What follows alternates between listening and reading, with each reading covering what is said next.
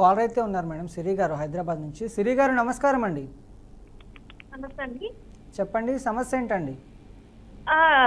మా ఫ్రెండ్ ఉంటే ఇట్లా అంటే వాళ్ళ తను ఆత్మహత్య చేసి చనిపోయింది. సో వాళ్ళు ఆత్మహత్య చేసుకోవడానికి ప్రేరేపిస్తున్నారు కదా కొంతమంది. సో దాన్ని ఎలా తీసుకోవచ్చు అంటారు? దానికి ఎలాంటి సెక్షన్స్ ఉన్నాయి అసలు? నాకు అర్థం కాలేదు క్వశ్చన్. రీసెంట్ గా చూసుకుంటే ఒక అమ్మాయి వీడియో పెట్టి చనిపోయింది కదండి. సో తను అంటే వాళ్ళ హస్బెండ్ అనుమానిస్తుంటే పెట్టి తను చాలా బాధపడుతూ ఒక వీడియో రికార్డ్ చేసి కూడా తను సూసైడ్ చేసుకొని చనిపోయింది. సో అట్లా ప్రేరేపించే వాటిని ఎలా చూడొచ్చు అంటారు అసలు? అలాంటి వాళ్ళకి ఎలాంటి శిక్షలు వేయచ్చు? యూజువల్గా ఏమవుతుందంటే ఎవరైనా సరే ఇప్పుడు ఇలాంటి సినారియోస్లో ఏమవుతుందంటే చాలామంది ఉమెన్ కొంచెంమంది డిస్ట్రెస్ అయిపోయి డిప్రెషన్లోకి వెళ్ళిపోయి సూసైడ్ చేసుకుంటుంటారు. ఎందుకంటే నిన్న కూడా ఒక కేసు చూసినాం. ఏంటంటే ఒక అమ్మాయి ప్రైవేట్ ఎంప్లాయీ, షీఈ్ వర్కింగ్, ఆమె వర్క్ చేస్తూ కూడా హస్బెండ్ కట్నం కోసం వేధిస్తున్నా అని చెప్పేసి సూసైడ్ చేసుకుంది. సో ఇట్లాంటివి అవుతున్నాయి. నేనేమంటానంటే సూసైడ్ ఎప్పుడు సొల్యూషన్ కాదు. ఖచ్చితంగా దాన్ని ఫైట్ చేయండి. ఏదైతే ఉన్నదో, ఒకవేళ హరాస్మెంట్ ఉంది హస్బెండ్ నుండి, లేకపోతే ఏమన్నా డౌరీ డిమాండ్స్ ఉన్నాయి, లేకపోతే మీ శాలరీలో మొత్తం శాలరీ ఇవ్వాలని చెప్పేసి ఇవ్వండి. వైఫ్ హస్బెండ్ ఇవ్వడం తప్పలేదు, కానీ మొత్తం తను వేరే మిస్యూజ్ చేసుకోవడం, ఆమెకు ఒక రూపాయి తిరిగి ఇవ్వకుండా ఆమె ఖర్చులు నెగ్లెక్ట్ చేసి అతన్ని సెల్ఫిష్నెస్ కోసం యూజ్ చేస్తున్నారు. ఇలాంటి కండిషన్స్ అప్పుడు ఏంటంటే మీరు ఒకటే అండి, లేడీస్ అందరూ కూడా ఇలాంటి ప్రాబ్లమ్స్ ఫేస్ చేసినప్పుడు మంచిగా ఎవిడెన్స్ గ్యాదర్ చేసుకొని దాన్ని డివోర్సే తీసుకోండి, లేకపోతే క్రిమినల్ కేసెస్ పెట్టండి హరాస్మెంట్ కింద. బట్ ఇట్లా సూసైడ్ అనే సొల్యూషన్ కాదు. అండ్ ఒకవేళ ఇలాంటి కేసెస్ అయినప్పుడు మాత్రం అబెట్మెంట్ సూసైడ్ అఫెన్స్ కింద వీళ్ళకి 7 years దాకా పడే అవకాశం ఉంది. ఒకవేళ హస్బెండ్ కనుక వైఫ్ని ఒకవేళ సూసైడ్ చేసుకునే దాకా తీసుకెళ్ళినంటే హస్బెండ్కి అబెట్మెంట్ సూసైడ్ పడుతుంది. ఇంకోటి ఇప్పుడు ఈవెన్ డౌరీ యాక్ట్ కింద కూడా కేసు పడే అవకాశం ఉంది. సో రెండు కూడా కవర్ అవుతాయి. అండ్ అఫెన్స్ కింద ఏంటంటే 7 ఏళ్ల నుంచి 14 ఏళ్ళు శిక్ష పడే అవకాశం ఉంది. సో అవన్నీ కూడా క్రిమినల్ అఫెన్సెస్ అయితే ఆ తర్వాత. బట్ ఏంటంటే అది ప్రూవ్ కావాలి. ఈ హస్బెండ్ వల్లనే వైఫ్ చనిపోయింది, ఈ ఇష్యూ వల్లనే తను చనిపోయింది, హస్బెండ్ మొత్తం మూల కారకుడు అని కనుక ప్రూవ్ అయితే కనుక అతను ఖచ్చితంగా జైలు శిక్ష పడుతుంది. బట్ అల్టిమేట్లీ ఆమెకి జరిగే న్యాయం ఏమీ లేదు. అప్పటికి ఆమె చనిపోయి ఉంటుంది. తర్వాత ఒకవేళ బై ఛాన్స్ పిల్లలు ఉంటే పిల్లలు కూడా సఫర్ అవుతారు. సో ఎవ్వరు కూడా సూసైడ్ అలాంటి పెద్ద పెద్ద స్టెప్స్ సూసైడ్ చేసుకోకండి, హస్బెండ్ని చంపకండి, రెండు చేయకండి. ఇందాక సిరి గారు మాట్లాడినటువంటి అంశం ఏదైతే ఉందో అందులో చిన్న పాప కూడా ఉంది, ఎవరైతే చనిపోయారో ఆమెకి. ప్రతి ఒక్క మహిళకి చెప్పేది ఏంటంటే, మీ భర్త ఏదో అన్నాడని, లేకపోతే అత్తమామలు ఏదో అన్నారని, పక్కింటోళ్ళు ఏదో అన్నారని, సమాజం ఏదో అనుకుంటుందని చెప్పేసి ఆత్మహత్య దాకా వెళ్ళడం అనేది ఇంకా అది నేను ఎలా ఎక్స్ప్లెయిన్ చేయాలో కూడా అర్థం కావట్లేదు. అంతకంటే హీనమైన చర్య ఇంకొకటి లేదండి. అడుక్కునైనా బతకచ్చు, కానీ ఆత్మహత్య చేసుకోవడం అనేది మహాపాపం. సో ఇంకో కాలర్ అయితే ఉన్నారు మేడం, వైజాగ్ నుంచి కిషోర్ గారు. కిషోర్ గారు నమస్కారం అండి. కిషోర్ గారు నమస్కారం. నమస్కారం సార్. చెప్పండి, సమస్య ఏంటండి? సమస్య, మా నాన్నగారు ఉన్నప్పుడు 1 ఎకరా ల్యాండ్ కొనుక్కున్నామండి. ఓకే. Document 2016 madam. ఓకే.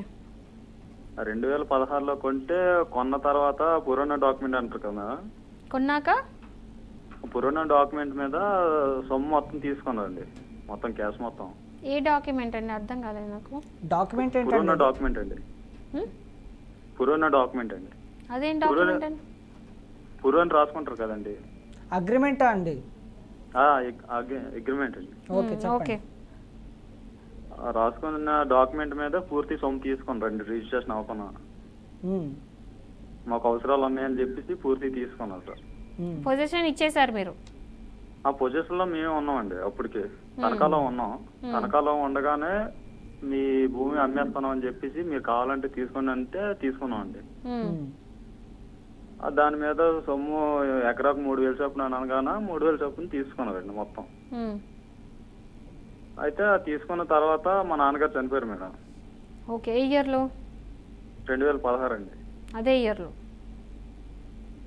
2016లోనే అదే రాసుకున్నారండి భూమి.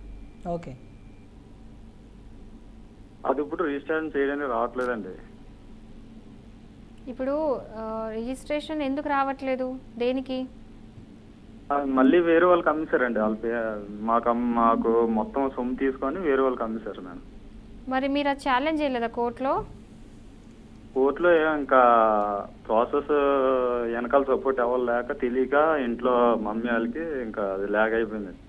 సో ఏం లేదండి, మీరు ఫస్ట్ ఏం చేయాలంటే ఎవరికైతే నెక్స్ట్ అమ్మినరో దానికి క్యాన్సలేషన్ ఆఫ్ సేల్ డీడ్ మీరు ఫైల్ చేయాలంటుంది, ఒక suit cancellation of sale deed అడుగుతూ మీ రికవరీ ఆఫ్ మనీ కూడా అడగండి. మీరు ఏదైతే అమౌంట్ ఇచ్చిండ్రో మీరు అది ఫస్ట్ ఏం చేయండి అంటే ఒక లీగల్ నోటీస్ పంపించండి. ఫస్ట్ మీ ప్రాబ్లం ఇది అయింది, అమౌంట్ ఏదైతే తీసుకున్నారో ఐదర్ అమౌంట్ అని ఇవ్వాలి, లేదా సేల్ డీడ్ వాళ్ళకి క్యాన్సిల్ చేసి మీకు అని ఇవ్వాలి. రెండిట్లో ఏదో ఒకటి జరగాలి కదా. మీ డబ్బులు తీసుకొని వేరే వాళ్ళకి సేల్ డీడ్ ఇవ్వడం అన్యాయం, అది ఇంజస్టిస్, అది ఇంజస్టిఫైడ్. సో మీరు ఏం చేయండి అంటే ఫస్ట్ ఒక క్యాన్సలేషన్ ఆఫ్ సేల్ డీడ్ వేస్తూ రికవరీ ఆఫ్ మనీ అడగండి, రెండు కూడా అడగండి. సో అడిగితే ఏంటంటే మీకు ఫస్ట్ దానికి లీగల్ నోటీస్ పంపించిన తర్వాత వాళ్ళు దానికి ఏం రిప్లై ఇస్తారు చూడండి. ఒకవేళ కనుక రిప్లై ఇవ్వకపోతే ఒక 15 days ఆగి మీరు కేసు ఫైల్ చేయండి. సో కోర్ట్ ఏం చేస్తుందంటే ఐదర్ మీకు ఆ నెక్స్ట్ జరిగిన సబ్సిక్వెంట్ ఏదైతే సేల్ డీడ్ అయిందో అదైనా క్యాన్సిల్ చేసి మీకు సేల్ డీడ్ చేయమని చెప్తుంది, లేకపోతే మీ అమౌంట్ ఏదైతే ఉందో ఒకవేళ మీరు రెడీ ఉందంటే మీరు ఎంత అమౌంట్ ఇచ్చిండ్రో ఆ అమౌంట్ మీకు తిరిగి ఇంట్రెస్ట్తో సహా ఇవ్వమని చెప్పేసి కోర్ట్ చెప్తుంది. సో ఇట్లా మీరు కేసు వేసుకోవచ్చు. ఓకే. సో ఇప్పుడు విడాకులు జరిగిన ఒక 1 year లోపే ఈ మ్యూచువల్ కన్సెంట్ విడాకులు అనేవి తీసుకోవచ్చా, లేకపోతే దీనికి ఏమైనా సర్టెన్ టైం పీరియడ్ అనేది ఏమైనా ఉంటుందా? ఖచ్చితంగా 1 year ఆగాలి. 1 yearకి ఒక 1 day ముందు కూడా మీరు తీసుకోలేరు. ఖచ్చితంగా 1 year ఆగాల్సిందే. ఇప్పుడు సపోజ్ ఈరోజు August 7th అనుకోండి, నెక్స్ట్ August 7th తర్వాతనే మీరు కేసు వేయడానికి ఉంటుంది. ఈవెన్ August 6th రోజు కూడా వేయడానికి ఉంటుంది. You have to wait. అంటే 1 year అని టైం పీరియడ్ ఖచ్చితంగా కవర్ అవ్వాలి. క్రిస్టియన్స్ వరకు వస్తే మాత్రం 2 years అది. సో ఖచ్చితంగా ఈ టైం పీరియడ్ ఆగాల్సిందే. 1 year ముందు మీరు ఎట్టి వయసులో వేయలేరు. అది ఏ డివోర్స్ అయినా సరే, ఈవెన్ కంటెస్టెడ్ అయినా సరే, ఈవెన్ మ్యూచువల్ అయినా సరే, ఏదైనా 1 year ఆగాలి. ఓకే. ఇందాక కిషోర్ గారు డిస్కనెక్ట్ అయినట్టున్నారు, మళ్ళీ కనెక్ట్ అయ్యారు. కిషోర్ గారు చెప్పండి. చెప్పండి కిషోర్ గారు. వినిపిస్తుందా మేడం? వినిపిస్తుందండి, చెప్పండి. హలో, చెప్పండి. వినిపిస్తుందండి కిషోర్ గారు, చెప్పండి. వినిపిస్తుంది మేడం. యాక్చువల్గా నాది ఒక డౌట్ మేడం. అంటే మేడం నాకు మ్యారేజ్ అయింది మేడం, 2017 అయింది మేడం. ఓకే అండి, చెప్పండి. 2017లో మ్యారేజ్ అయింది మేడం. అయితే తర్వాత నుంచి అప్పటి నుంచి మాకు ఎక్కువ గొడవలు అవుతున్నాయి మేడం.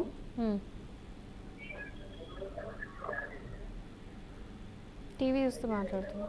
కిషోర్ గారు మీరు టీవీ చూస్తున్నట్లున్నారు, టీవీ సౌండ్ మ్యూట్లో పెట్టండి, లేకపోతే టీవీకి దూరంగా వచ్చి మాట్లాడండి. Okay madam. అంటే నేను ఫాస్ట్గా చెప్పేచ్చా మేడం, అక్కడ తర్వాత వస్తుందా? ఫాస్ట్గా చెప్పండి మీ సమస్య. 2017లో నాకు మ్యారేజ్ అయింది మేడం.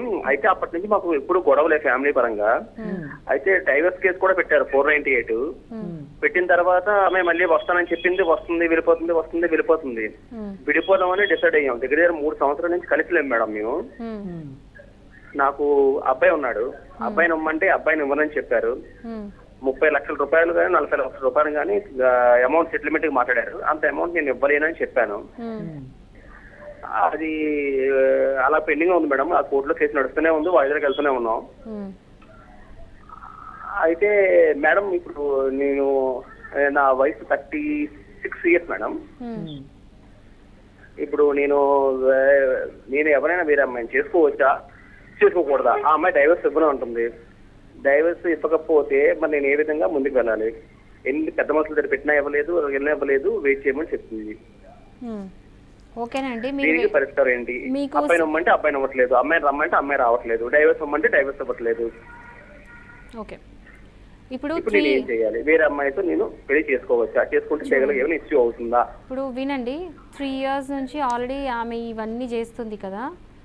నిన్ననే ఒక సుప్రీంకోర్టు ఒక వర్డిక్ట్ వచ్చింది ఏంటంటే, ఒకవేళ కనుక వైఫ్ కనుక హస్బెండ్ని ఇట్లనే సతాయిస్తుంది అండ్ మీరిద్దరు కలిసి ఉండే అస్సలు అవకాశమే లేదు అని ఇట్లా కనుక ప్రూవ్ చేయగలిగితే కోర్టే మీకు డైరెక్ట్ డివోర్స్ ఇస్తుంది. నిన్ననే వచ్చింది అది సుప్రీంకోర్టు జడ్జిమెంట్. సో అది మీరు ఎక్కడ ఉంటారు? వైజాగ్. సో మీ ఒక అడ్వకేట్ని కలిసి వైజాగ్లో ఈ సుప్రీంకోర్టు జడ్జిమెంట్ గురించి మాట్లాడుతూ ఈ జడ్జిమెంట్ వేసి మీ కేసుని ఆర్గ్యూ చేయమని చెప్పండి. అదొకటి. ఇంకోటి ఏంటంటే ఒకవేళ 498 అవన్నీ వేస్తే కనుక మీరు హైకోర్టులో దాన్ని క్వాష్ చేయించుకోండి. ఒకవేళ నిజంగా మీరు ఏ తప్పులు చేసి ఉండకపోతే అది క్వాష్ అవుతుంది. సో ఇది ఇంకోటి, మీరు వాళ్ళు అడిగిన అమౌంట్ మీరు ఇవ్వాల్సిన అవసరం లేదు, అదొకటి. ఇంకోటి, బాబుకి కనుక మీకు కస్టడీ కావాలనుకుంటే GWOP వేసుకోండి. సో లీగల్లీ ఒకవేళ కనుక మీకు ఆల్రెడీ మ్యారేజ్ అయ్యి వైఫ్ ఉంది, డివోర్స్ కాలేదు అంటే మాత్రం మీరు సెకండ్ మ్యారేజ్ చేసుకోలేరు. దిస్ ఇస్ లీగల్లీ, అంటే అది యాక్ట్ అదే చెప్తుంది. సో ఇంతకన్నా ఎక్కువ నేనేం చెప్పలేను. యాక్ట్ ప్రకారం అయితే సెకండ్ మ్యారేజ్ అయితే చేసుకోవద్దు. లేదు మీకు ఇంకా సజెషన్స్ కావాలి అనుకుంటే మీరు 6 తర్వాత మాకు కాల్ చేయండి, నేను మీకు పర్సనల్గా మీకు సజెషన్స్ ఇస్తాను. ఎస్, మా లీగల్ టీమ్ మీకు కాల్ చేస్తారండి, వాళ్ళతో తర్వాత మాట్లాడండి. ఓకే, ఇప్పుడు ఒక మ్యూచువల్ కన్సెంట్ విడాకుల కేసు అనేది కోర్టులో ఆ పిటిషన్ ఫైల్ అయింది. దాని తర్వాత కోర్టు అంటే దాని ప్రొసీజర్ ఎలా ఉంటుంది, ఎలా ముందుకు సాగుతుంది? ఫస్ట్ ఏంటంటే డే 1 రోజు ఫస్ట్ ఇద్దరు వైఫ్ అండ్ హస్బెండ్ వెళ్ళాలి, కేసు రిజిస్టర్ చేయించుకోవాలి. కోర్టులో ఇద్దరు వెళ్ళి సంతకాలు పెట్టాలి. సో మీ కేసు రిజిస్టర్ అయినట్టు. ఇద్దరు ఒక అడ్వకేట్ పెట్టుకోండి, ఇద్దరు పిటిషన్స్ వేయండి, అది కోర్టు చూస్తుంది. మీరిద్దరు సంతకాలు పెట్టేసి వస్తుంది. మీకు 180 days టైం కన్సిలియేషన్కి ఇస్తుంది, మనసు మార్చుకుంటారేమో అని చెప్పేసి. మీన్ వైల్ మీకు కౌన్సిలింగ్ ఇస్తుంది, మీది అది డిపెండ్స్ ఆన్ ద కేస్. ఆ తర్వాత 180 days తర్వాత ఒక డేట్ ఇస్తారు. ఆ డేట్ తర్వాత మళ్ళీ ఇద్దరు కలిసి వెళ్ళిన తర్వాత కోర్టు అడుగుద్ది, ఏమేమి ఇంకా అదే డెసిషన్ మీద ఉన్నారా, ఏమైనా మార్చుకుంటున్నారా, మనసు మార్చుకున్నారా అంటే మనసు మార్చుకుంటే విత్డ్రా చేసుకోండి. ఒకవేళ మనసు మార్చుకోలేదు ఇంకా డివోర్స్ తీసుకోవాలనుకుంటే ఆ రోజు ఓకే మీరు ఒక చీఫ్ ఎవిడెన్సే ఇవ్వాలి. ఎవిడెన్స్ ఇద్దరు కూడా అంటే ఒకటి ఎవిడెన్స్ లాగా ఇద్దరు సంతకాలు పెట్టి అవి అఫిడవిట్స్ వేయాలి. అది అయిపోయిన తర్వాత మీ కేస్ క్లోజ్, మీకు డివోర్స్ అయినట్టే. ఆ తర్వాత డిగ్రీ కాపీ అనేది ఇస్తారు. ఆ డిగ్రీ కాపీ పెట్టుకొని మీరు ఇద్దరు డివోర్స్డ్ అనే అర్థం ఆ రోజు నుంచి. ఇది ప్రాసెస్. కాలర్ అయితే ఉన్నారు మేడం, వెంకట్ గౌడ్ గారు రంగారెడ్డి నుంచి. వెంకట్ గౌడ్ గారు నమస్కారం అండి. వెంకట్ గౌడ్ గారు నమస్కారం. నమస్కారం అండి. చెప్పండి, సమస్య ఏంటండి? సమస్య ఏంటో చెప్పండి. మరి రెనోవేట్ అట్లా ఒక సర్టిఫికెట్ ఇచ్చింది సార్, ప్లాట్ది ఇంటిది ఇల్లు సర్టిఫికెట్ కొంచెం గట్టి మాట్లాడండి సార్.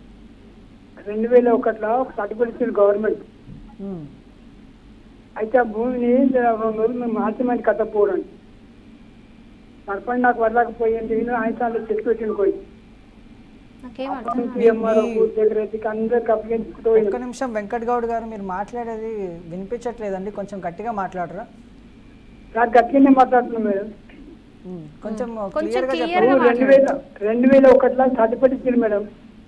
ఏమైందండి? 2001లో ల్యాండ్ వచ్చిందా మీకు? Government land ఇచ్చిండ్రా?